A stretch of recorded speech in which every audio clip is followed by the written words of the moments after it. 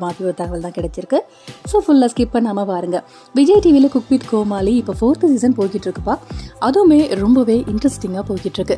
Cook with Comali show அப்படின்னாலே கண்டிப்பாக stress பர்ஸ்டரான ஒரு ஷோ அப்படின்னு சொல்லி எல்லாருமே சொல்லிட்டு தான் இருக்கும். அந்த வகையில் இது வரைக்கும் 3 பேரை எலிமினேட் பண்ணியிருக்காங்க குக் வித் கோமாளியில்.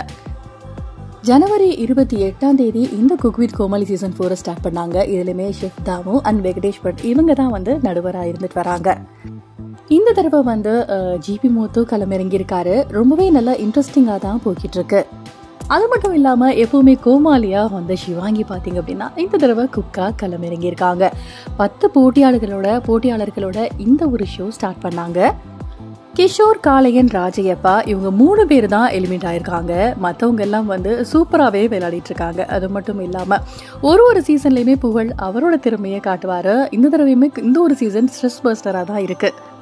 4வது எலிமினேஷன் டாஸ்க் இந்த ஞாயிற்றுக்கிழமை ஒளிபரப்ப போறாங்க அப்படிங்கிற மாதிரி ஒரு தகவல் வந்திருக்கு. போன வாரம் மைம் கோபி வெற்றி பெற்றாரு, நம்ம எல்லாருக்குமே தெரியும். அதனால இந்த வாரம் அவரை சமைக்க வேணாம் அப்படின்னு சொல்லி அவரை ஒதுக்கி வச்சிருக்காங்க.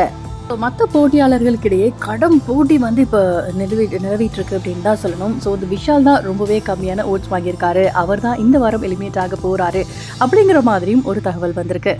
ஸோ இந்த வாரம் எலிமினேட் ஆக போகிறது விஷால். இதை பற்றி நீங்கள் என்ன நினைக்கிறீங்க அப்படின்னு உங்களோட கருத்துக்களை மறக்காம கமெண்ட் செக்ஷனில் ஷேர் பண்ணுங்க. அது மட்டும் இல்லாமல் குக் வித் கோமாளியை யாரெல்லாம் விடாமல் பார்த்துட்டு இருக்கீங்க அப்படிங்கிறதையும் சொல்லுங்க. இந்த வீடியோ பிடிச்சிருந்தா லைக் பண்ணுங்க. இந்த மாதிரி இன்ட்ரெஸ்டிங்கான அப்டேட்க்கு நம்ம சேனலையும் சப்ஸ்கிரைப் பண்ணிக்கோங்க. தேங்க்யூ.